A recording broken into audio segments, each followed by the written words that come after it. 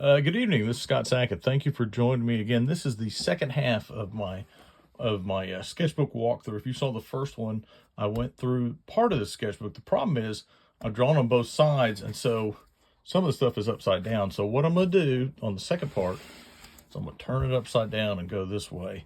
So I hope you enjoyed the first one. I talked about my sketchbook. I talked about some of my drawings. I talked about how important it is for an artist to have a sketchbook.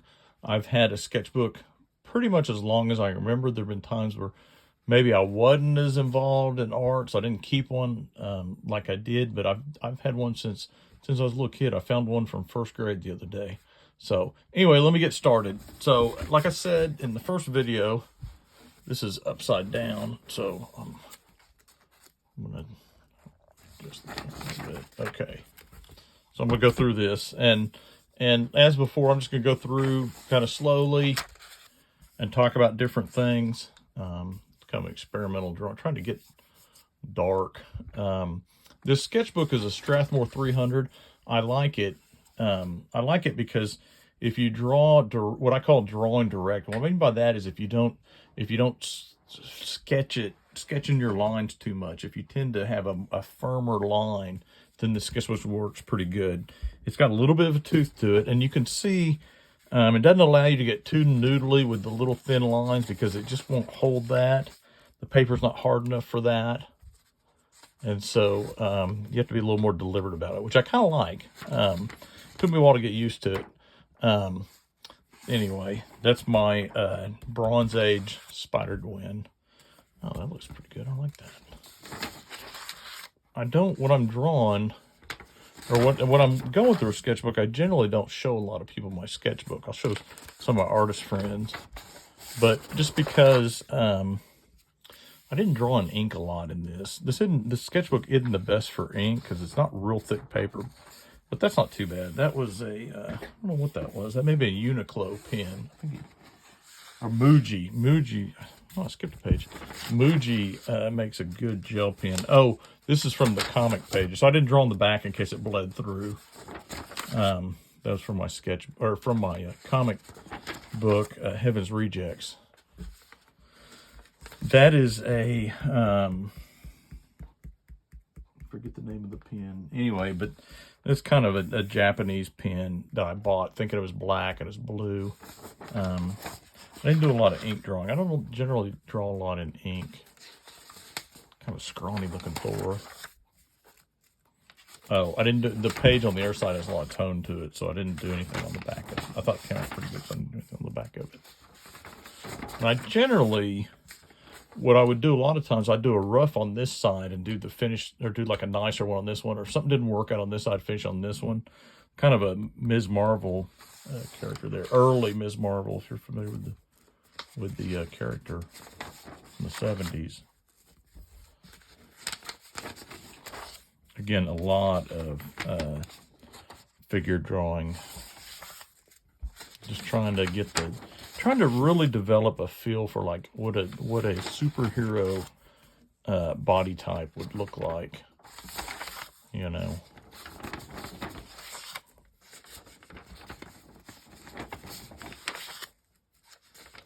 Fantastic Four. I was a big Fantastic Four fan as a kid. Ghost Rider. Well, I kind of like that. I thought that came out kind of cool. I have no idea who, what was I say, Roger Shaw, Time Traveler is. That's from, I think I watched Escape from New York and drew. It's Ox Baker. I don't know what the character's name is in Escape from New York. Fought Snake Plissken in Madison Square Garden. Or I think that's what it's supposed to be, is Madison Square Garden. Figures. And as I said in the other video, part of the way through this, I decided that, oh, there's Ms. Marvel's second costume. I don't know who that is. That may have been after, I may have been watching something that had somebody on it. I think that's somebody from a movie, but I don't know who. In my other video, I mentioned that, okay, a few blank pages, sorry about that. More figure. What I mentioned was I wanted to draw less of a figure. That's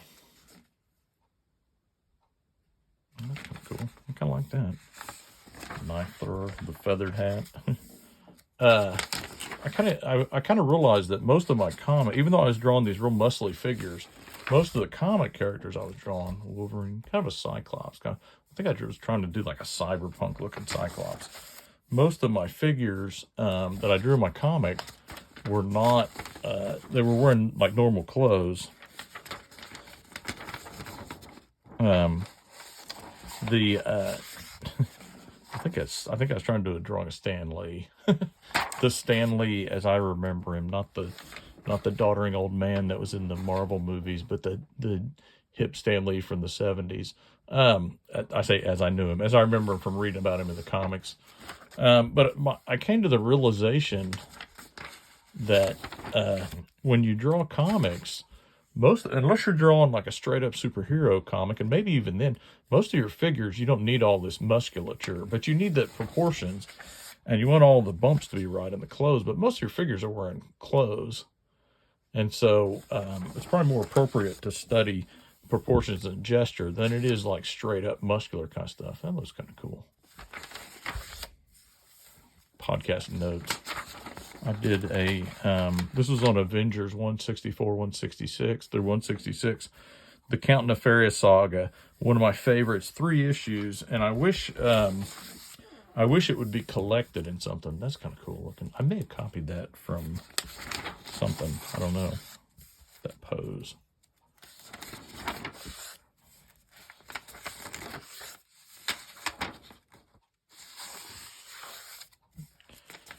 Now this side is more blank pages than the other side. This is from a movie I was watching. I forget what it was. It may have been The Wolfman, maybe? I don't know. And I was drawing a car. I love to draw cars. I don't know what this is kind of like I didn't reference it, but kind of a Lamborghini Countach type. I love that 70s and 80s supercar when they're real sharp edge looking. There's some nice figures.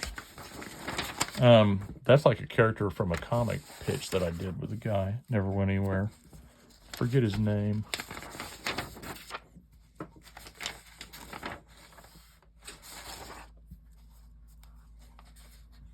Kind of a Solomon Kane type. I like that. That girl looks pretty good. Sometimes when you look at these, this is from Draw From Your Head, the book by Doug Jameson.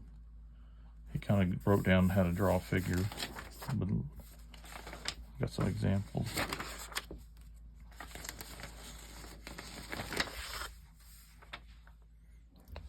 I think that's a drawing of my wife with her hair pulled back, working on a puzzle. I mentioned in the last video that this was drawn during the pandemic. So a lot of these were drawn at my house because I could not leave the house. Of note, these are podcast notes. Of note here, I have Neil Peart passing. Didio got fired. Dan Didio, Neil Peart's the drummer for Rush. This is the podcast right after he passed away. Dan Didio got fired from DC, and Diamond shuts down. They shut down for the pandemic. Anyway, that's that. If you're familiar with those events, that encapsulates when I did this. That's somebody from a movie I watched. I don't know who or what. Got another car. For some reason, I wanted to draw a ski lodge. I don't know why. I did not draw that from life. Just drew it from my imagination. Like I said, a lot of this, I was stuck at home when I was filling up this sketchbook. And this sketchbook's a little big for me to carry around. I have a smaller one that I carry in my bag if I'm like going somewhere. So concurrently with me doing this, I had some other sketchbooks that I was filling up. A Red Sonja type there, Conan, Black Panther, the classic Black Panther, a little bit different than the movie version. Not there's anything wrong with the movie version, but it's kind of the Bronze Age.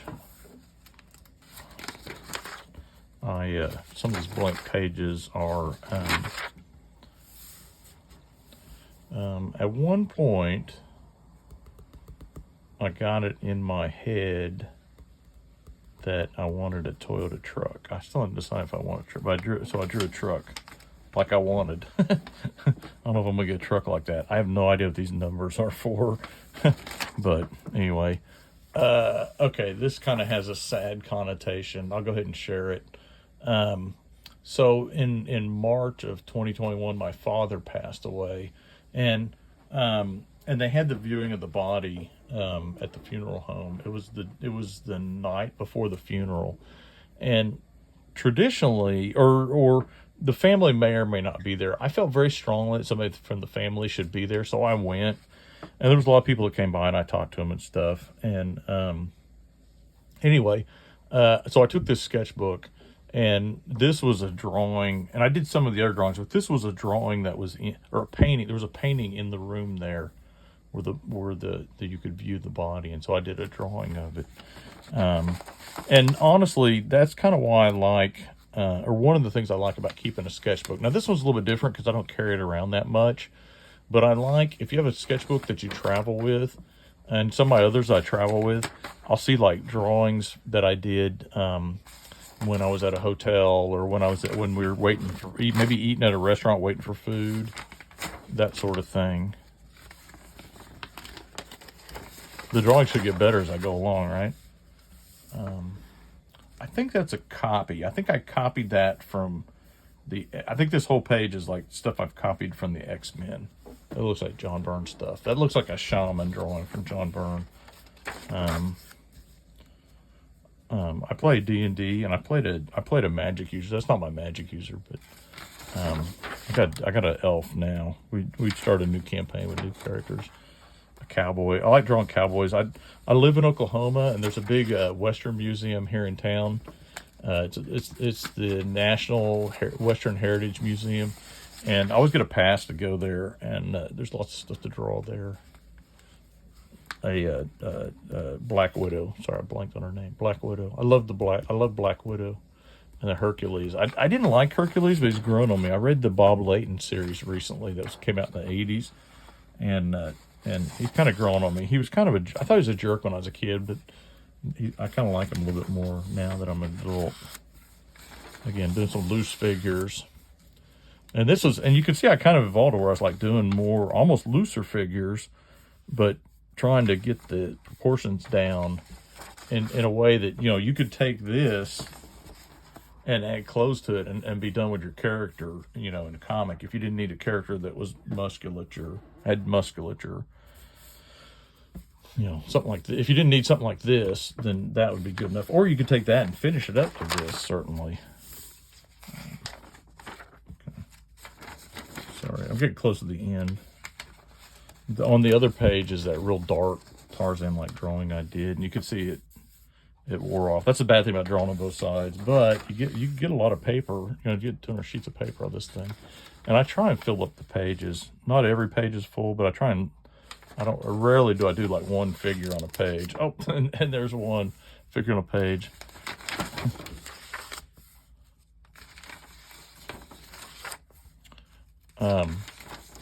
Like I said, I think in the last video, this particular sketchbook's about $10, and you can draw on this thing forever. It can take you a while to fill this up if you really fill it up and don't just scribble in it or do half-done drawings like this. It's a sketchbook, though. I mean, that's what it's for. And like I've said a couple times, I don't normally show people my sketchbook as I'm working on it. I think I was practicing effects. Let's see. Figures. Loose figures. Oh, I can't show that one. That's some nudity. Anyway, that's the last one. Anyway, thank you for joining me. I hope you enjoyed this. If you don't keep a sketchbook and you're an artist, I would encourage you to.